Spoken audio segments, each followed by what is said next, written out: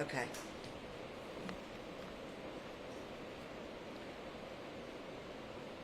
Good morning, everybody. So we are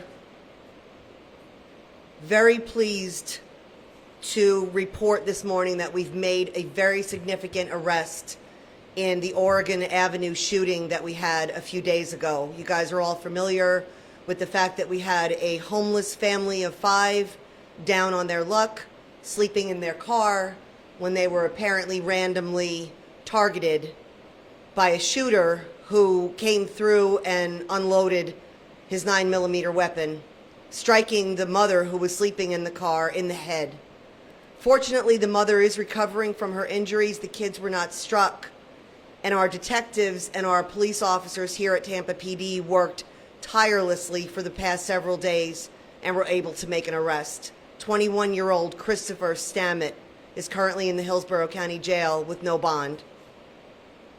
So just to give you a little rundown of how it went, just to recap what happened, as you know, the family was sleeping in the car down on their luck. They were from another state. They were just recently brought to the Tampa area.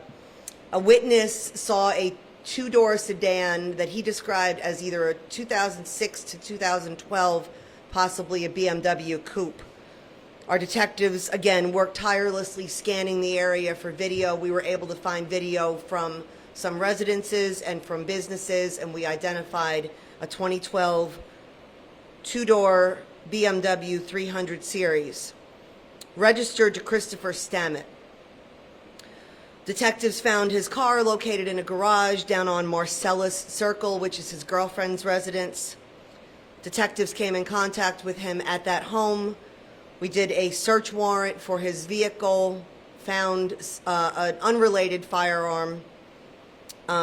We also did a search warrant on his residence. He was arrested yesterday for a felony amount of marijuana, bonded out, when in fact we were able to make the case on the shooting charge yesterday afternoon, and we arrested him again.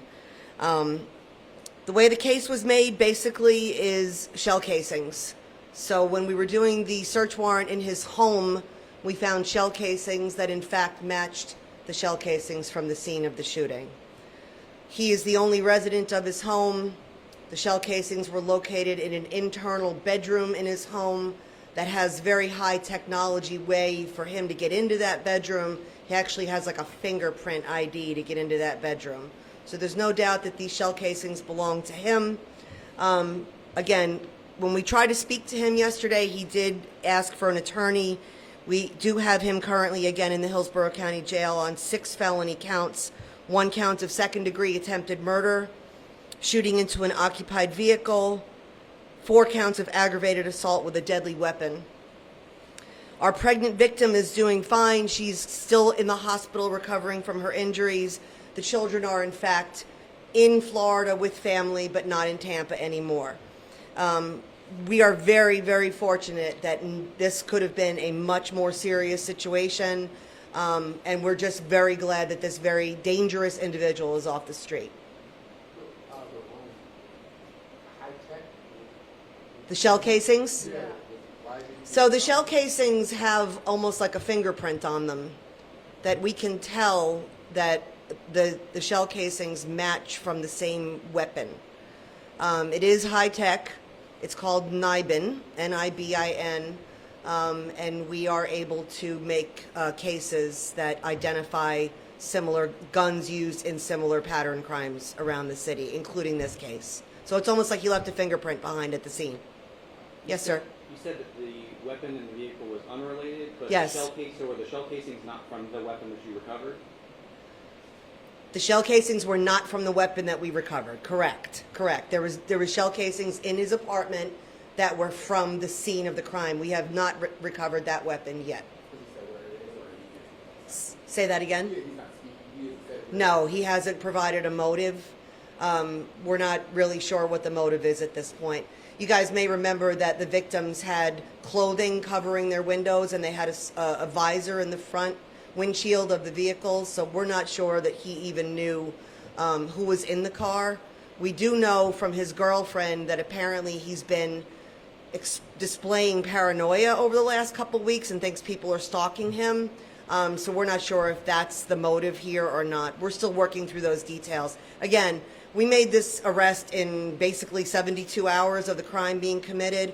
We took this random, senseless act of violence very, very seriously, and we were able to get this very dangerous criminal off the street. So that's what I'm most proud of this morning, is the speed, the sense of urgency that our detectives and our officers, put obviously this senseless violence #1 priority, and we were able to bring it to a successful conclusion. Say that again? We had a tow truck driver that was actually towing a vehicle down around Spruce in Oregon, and saw a vehicle flee at a high rate of speed, and him saying that he picks up vehicles for a living, he knew that this was a BMW. And then we were able to confirm that by other surveillance video in the area. How were you able to track down that specific BMW? Did he get a tag or something like that? Yeah, we got some unique identifiers on the vehicle, and we were able to do some research in our records management system and also through video to identify the unique identifiers on the car. It had some stickers, it had black rims, it had some unique identifiers and then we were able to get a tag as well. So we knew that was the car. How far was he staying from where this homeless family's apartment was? His apartment is in the same complex that the tow truck driver was in. It's at Spruce in Oregon. I believe it's called West River Flats, and he lives in that complex. And the victims were 3 blocks north of that in the parking lot on Oregon. So very close. Do we know much about the suspect? 21 years old. Is he a student? Do we know much about him? He has some history, not a whole lot. I believe in 2021, he was arrested by Hillsborough County Sheriff's Office, battery, possession of cocaine, possession of cannabis with intent to sell. We arrested him, TPD did in 2020, possession of cannabis with intent to sell. So it appears he's got a fairly significant narcotics history. But again, he just turned 21. He's a young man. He was just born, I believe, in September of 2001. Anyone else? Yes, sir. Like he was trying to hide his vehicle. It was at his girlfriend's house. Yeah. But did she say why he left it there? She's being very cooperative. She didn't have any knowledge of the shooting itself, but we did find the vehicle in her garage. That's how we found it. So, I think logic would tell you that he was trying to hide the vehicle. You guys may remember we did put out video of the vehicle like very quickly after the shooting happened. So it's likely that he saw that video and he knew we were coming for him. It didn't matter though. We were able to, work again tirelessly. These detectives have done so well. I'm just so proud of the sense of urgency in getting this very dangerous, random act of violence brought to a successful conclusion.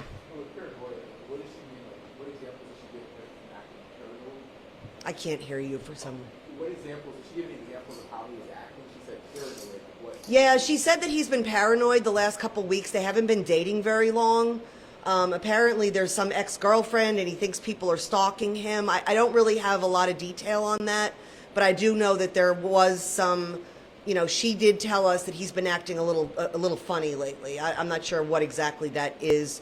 And it really doesn't matter. I mean, you take a gun and you unload it on a family. I mean, it's just, we can't really sit back and try to figure out the why behind that. There's really, zero tolerance for that kind of behavior.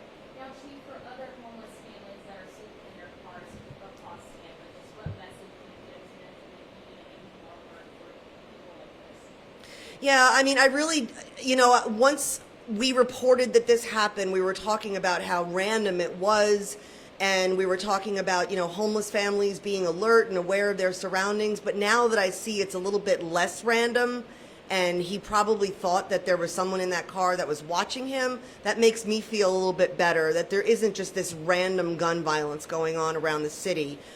This seems to be pretty specific that he was going to shoot that car. What I would tell anyone in the city of Tampa is to always be aware of their surroundings, always be aware of what, what's going on. And specifically for homeless, We do have a lot of resources in the city. We have Tampa Hope, we have Metropolitan Ministries, we have the Salvation Army. I would hate to see homeless families living in their vehicle, and would encourage anyone that's currently homeless to reach out and try to help, try to get some resources. We have a homeless liaison program here at the Tampa Police Department. We have homeless liaison resources with the city of Tampa. So there's a lot of resources that they can have to avoid living in your car, to avoid sleeping in your car. But I think just for general awareness, people need to always be on, high alert that there is a mental health crisis in this country, and to just kind of be aware of your surroundings. Anyone else? We're gonna switch gears. I'm sorry, last question.